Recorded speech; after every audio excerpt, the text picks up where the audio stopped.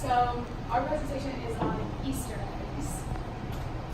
So what is an Easter egg? We all have seen them all over the place on those articles, like top 10 hidden Easter eggs that you missed. They're in every Avengers movie, they're in every Disney movie, but they're known as a hidden message, feature, or in-joke, usually found in video games or movies. And then it comes from they're called Easter eggs because it comes from the idea of an Easter egg hunt. Like, you have to continually look for these hidden things in the movies, like you're hunting through like a normal Easter egg hunt. Like, it's not just like surface level stuff, it's like genuinely hidden. Yeah. And so New York Times defines it just as a more professional definition as an undocumented feature in a tech product set in motion by a sequence of commands that nobody would hit accidentally. And I was saying that what's interesting about this that they're kind of two different types of Easter eggs when we talking about this presentation, like film style and then video game style. And so this is more of the definition of more traditional video game style Easter egg, which is more like physical, like sequence of events that you personally take as like the person interacting with the media. And then here we have some example of some Easter eggs, all of them are in Disney movies. Like here you see Pumbaa entangled, hidden over in the corner, and then Sebastian pops up for a second in Aladdin, being held by the genie, and then Scar down here in Hercules. So in terms of the history of Easter eggs, the first time the term Easter egg was used to describe it in future media was in 1979 about the Atari video game Adventure. And so like the scenario was that like at the time the Atari policy didn't give credit to individual programmers and everything was just made by Atari. And so as an act of sort of rebellion, Warren Robinette, the main programmer of this game, created this special room where if you went into it, it said created by Warren Robinette. And like the room itself wasn't even just like a room, like you had to like do a certain sequence of events to unlock the door. And so this term was coined by Steve Wright, who was the director of software development in the Atari Consumer Division at the time. And the whole concept of Easter eggs, which like really kind of became really popular in video games, gave rise to this sort of gaming capital, which like rewarded the skills of the certain people that found it and established a community of those in the know. And so then Easter eggs in cinema first appeared with Charlie Chaplin's The Gold Rush. There's a scene in there where Chaplin makes a bunch of little bread rolls dance, and this film scene is actually referenced over 77 times in different movies. Quickly afterwards with The Klondike Kid, which was a short film, but kind of that hidden of people in the know who knew this original Charlie Chaplin film could recognize that this scene was being recreated as kind of a reference to this first original movie. So video game style Easter eggs, which I touched on earlier, is like a traditional hunt, you know, like it requires an actual sequence of events you physically take as a person interacting with the media. And this still exists in tech products today, such as Google, YouTube, and even Tesla. I know a recent model of a Tesla car, if you hit the buttons in a certain way, like it would make the car dance, which is really neat. And so software engineers have always kind of taken pride in embedding the jokes into their code. But it's less often now than it was 20 or 30 years ago. And there's like three main reasons for this. One is quality control. There's undocumented, untested features that can mess with the main program. In terms of employee retention, if people are like name dropping themselves in their code and like kind of like portraying their skills to others and get picked up by other developers, other firms. And then in terms of public image, a lot of people or a lot of like higher ups in these companies don't see it as very professional to have like these embedded in jokes, but it still obviously seems gay. And we're about to show you some Google Easter eggs. So if you want to go to the next slide. And you so in terms of Google Easter eggs, I know we're all quite familiar with these, but if you type in do a barrel roll, Google will actually do a barrel roll. If you type in a SKU or actually definition of a SKU, the definition will pop up literally SKU. And then if you type in Atari Breakout and press images, you can actually play Atari Breakout, which I thought was really neat because like I didn't even know this game was Atari Breakout. I was just like the brick game on BlackBerry. But like so yeah, so you can like it's really cool how you can still interact with a lot of these different media, so like doing your certain sequential instead of steps as the person interacting. And then one last little Easter egg in Google is if you type in Google Pac-Man and type I'm feeling lucky, again you can play Pac-Man on Google. So the fact that in tech products all across the board, not even just video games and movies, you can still interact and find these Easter eggs is really neat. So now referencing them in cinema and mind-game films, we really found through this research that there's two types of Easter eggs. There's the hidden, like There's hidden types in cinema. in Yeah. cinema. Yeah. Yeah. And there's the hidden image one that like you saw earlier with the Disney things where it's just kind of like maybe another character is named somewhere in there, or things like that, where Stan Lee appears in the different Avengers movies, or things like that. Or it's more where there are these hidden images that reference the movie itself, or reference something later on, more of a foreshadowing. Like a these other things kind of thing. Yeah. And so we can see this in Vertigo, for example, in the one scene where he's kissing Judy, and then you see the Spanish mission flash up in the background for a second. While it is a hidden image in there, it's more of a foreshadowing aspect instead of just some of the things Hitchcock was known for where he was just in the background. Both are Easter eggs, but one contributes more to the suspense and paranoid viewing in a mind game film, whereas the other one's just kind of fun for the audience. So again, talking about Hitchcock, he really encouraged this whole idea of the Easter eggs and these hidden things. He himself appeared as Easter eggs, or like I said, the clues in the background that foreshadow the later events really encouraged the paranoid viewing. And so a couple more famous Easter eggs, like I said, they're found in the Disney Pixar movies, but another really, the one that we found with the most hidden Easter eggs is Fight Club, because there's actually a hidden Starbucks in every single scene in the movie. So you can see them circled, and that's, they're in the little white circle, but kind of a lot of people claim that it's sponsorship, but others have claimed that it's just a reflection of the materialism of the time, how Starbucks was just basically taking over the world when this movie came out. And so with Easter eggs in cinema, it's created and exploded with the internet age, these entire fan bases based off of conspiracies with these Easter eggs and them being there. You can see entire threads on how all these Easter eggs in different Disney movies actually connect to each other to have this entire deeper plot. Or like with the D.A. Miller that we read about Hitchcock, how even in his, like it has a deeper meaning, there's a deeper connection between all of them.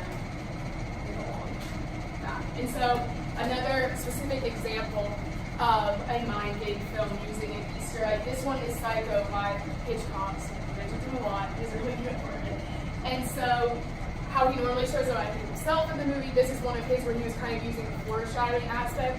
So this is the very ending scene of Psycho. It's where our main perpetrator is sitting, you can't tell the face. Yes.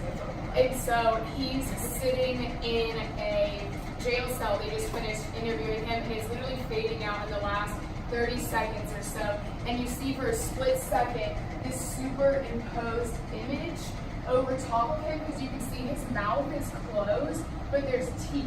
And it references to a picture earlier in the movie where it's his mother's corpse.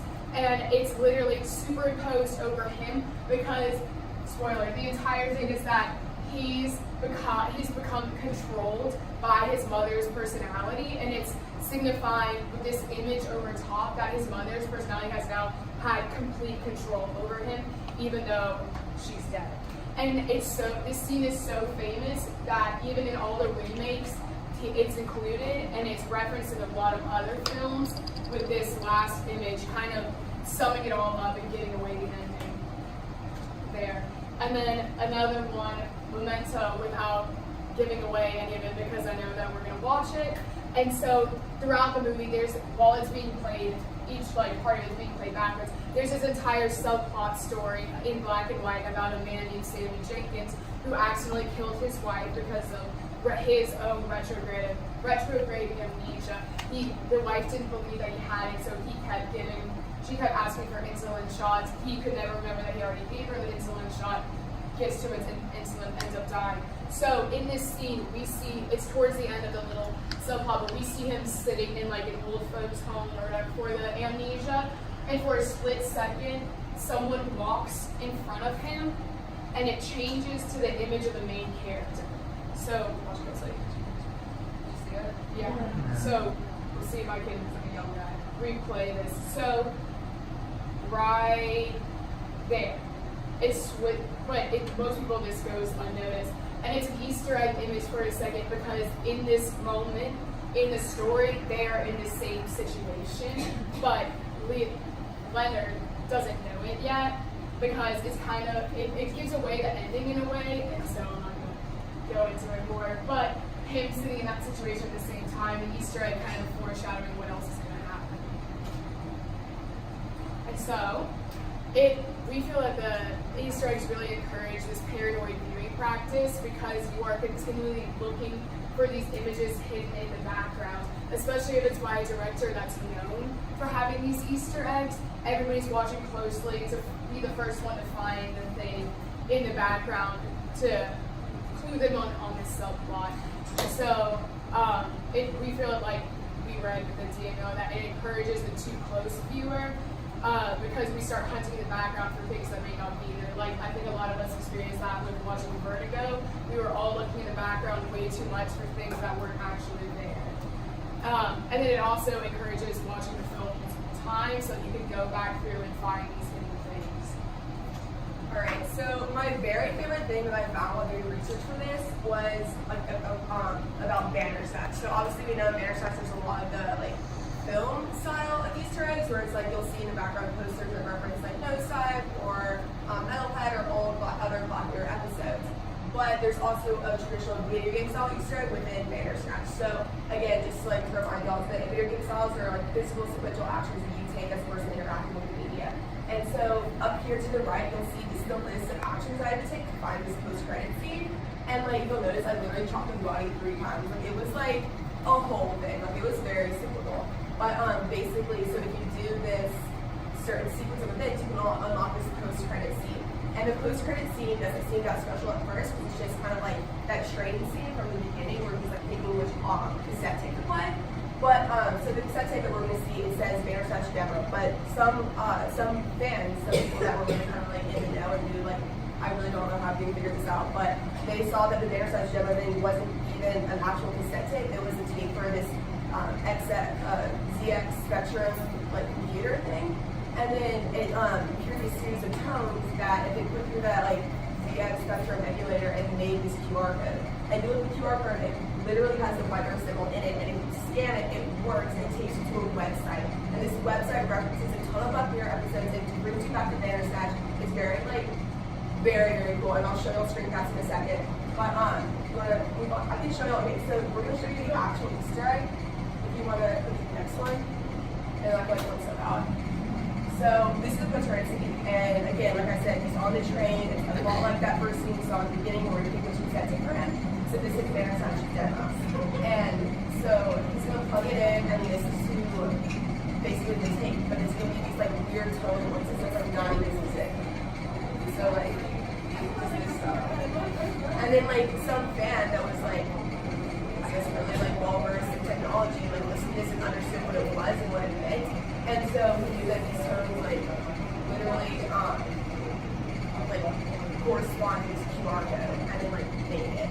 And it actually sounds also on SoundCloud, if I want to look it up. This is like yeah, it's really neat. But yeah. So he just sits here like listening to these tones all of that.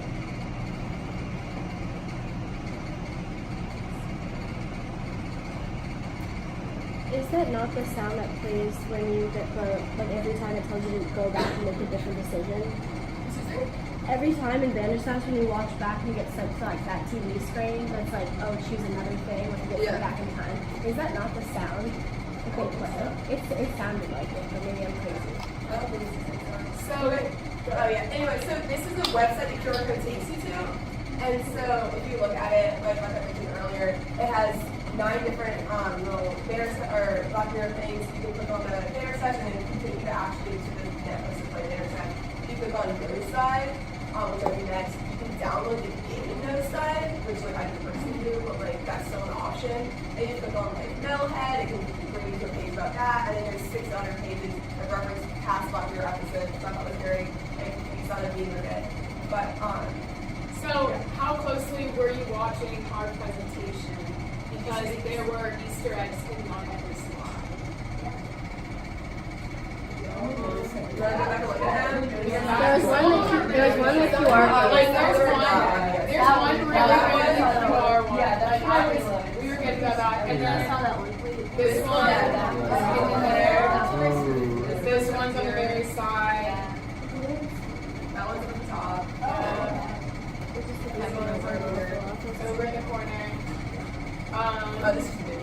That's That what one was, we were hoping that one would get your attention. That we maybe were something's like, going on. this one's in the corner down there in the purple. And then this one is on the Hercules dude, that's a star. That one's really good enough. And then this one we're really proud of. Yeah. Because look at it up in the blue splatter. Ooh. It's like it's hidden in plain sight. We feel like we hit that one. So this is more of the film style Easter eggs. They're hidden in plain sight, and like you don't have to look for them. You won't look as hard as if you knew that they were there in the first place. Exactly. Okay, so now we're going to open it up for questions. So I was looking back at the reading that we did for Chris Rock and how Bill was talking about anachronisms and like how now you can stop films and rewind and all that. And then also with stuff that you were mentioning earlier about YouTube videos and articles about like top 10 hidden Easter eggs and things like that. So I was looking up some articles about it, and there's a lot of critics who say that Easter eggs are just not the same as they were before because of all this like accessibility. Like you don't have to. They used to be meant for like the mega fan, and the person would sit there and watch the film like 5 times and you would realize it. And now like, you don't even have to watch the movie to see the Easter eggs. So I know you guys had a slide about like Ariel and TV, how like Easter eggs and encourages that. Do you think all this new technology sort of changes that and makes like the spirit of Easter eggs different? So I know I mentioned earlier that the existence of Easter eggs in a lot of video games like leads to sort of gaming capital, where those that find other people in it have this community of like the people that like are like successful in finding these Easter eggs, and it makes sort of like almost elitist sort of like, oh, we know see better than you do because like you spend all this time finding all these Easter eggs. And I think the accessibility of like recognizing these Easter eggs, like all the like articles and video games and YouTube videos and stuff, I personally think that's really, really cool because I didn't know what Easter egg was until like literally a year ago. And like, just like, I think personally it's a very, very like engaging sort of like concept, and I think having it be more accessible is really, really cool. It does use the prestige out of it that there used to be with the elite people knowing where the true mega fans would be able to find it. But like piggybacking off what you said, I think it's more interesting that it is so accessible because the people who watch it for the first time are still there looking for it so closely. But then once they find it, they can spread that information to everybody else. It becomes more inclusive, and everybody kind of feels like they're in on this game. Yeah. And interesting, like new element to a similar way. Just to follow up to that question as well, you think, because the early gaming examples you showed, that sort of information traveled as folklore, legend, right? Like a gamer kid would play never. Whereas by the end, now there are forms of it. It's true. Now you can literally Google how to find their Easter egg, and like it will literally pop up. Right. So is there a reciprocal relationship, you think, between these fan forums where they're tracking these things and the makers now? Are they sort of influencing each other in what's produced? I think it's almost makes it harder for people who, the makers who now are trying to hide these, because if they are still trying to make it for the elite fan, they're having to hide them in a more interesting way instead of trying to just having Something very interesting about that one article I read about the Bandersnatch Easter egg I showed you guys is that the creators of the show can't even remember how to find it. You know, like they literally can't even remember what the sequence is, and there's some random person that found it. That's the only reason you know where it is or how it is. Like so many people, like have any of y'all seen it before? That's so awkward. The like extra post credit scene. It's like not a thing that most people even know about, and I didn't even know about it until I literally went on my way to find like are there any really good Easter eggs in like the film we've already seen.